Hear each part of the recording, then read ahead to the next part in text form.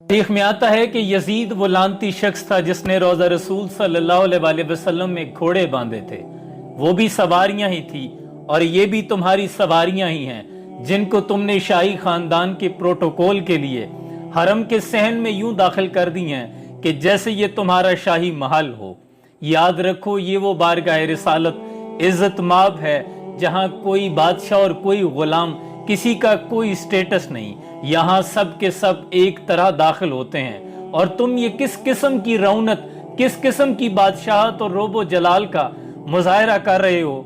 क्या भूल गए हो कि ये कौन सी बारगाह है जहाँ जिब्रील अमीन भी हाथ बांध कर अर्ज करते हैं, सलाम पेश करने के लिए हाजिर होते हैं, जहाँ 70,000 मलाइका सुबह हाथ बांध कर हाजिर होते हैं और 70,000 शाम को हाजिर होते हैं, लेकिन दोबारा आने के लिए तड़पते रहते हैं, फिर मौका नहीं मिलता। तुमने यहाँ दरूद पाक पढ़ने वालों पर मुकदमे दर्ज किए और खुद गाड़ियां लेकर दाखिल हो गए हो, खुद अपनी हुदूद से गुजर गए हो। तुम्हारे यहाँ सिर्फ रोड गलत क्रॉस कर दी जाए तो तुम उस पर जुर्माना आयद कर देते हो, लेकिन यहाँ तुम खुद हद से गुजर गए हो। क्या ये मुनाफकत नहीं है? याद रखो, इमाम मालिक के पास उम्दा नस्ल के घोड़े थे, लेकिन आप कभी उन घोड़ों पर सवार नहीं होते थे।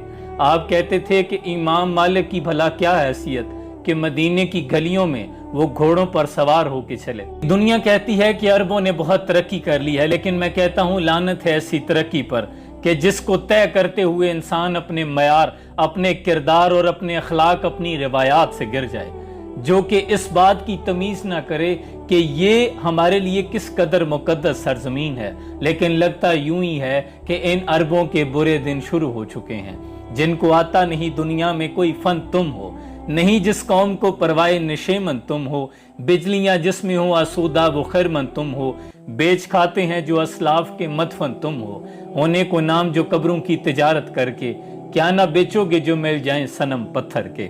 और पढ़ता हूं तो कहती है ये खालिक की किताब है, मिसले यहूदी ये सऊदी भी अजाब, और इस कौम के बारे में क्या लिखूं फराज, काबे की कमाई से जो पीते हैं शराब। हाथ बेजोर दिल अलहाद से खुगर हैं, उम्मती बाइस से रुसवाई पैगंबर हैं।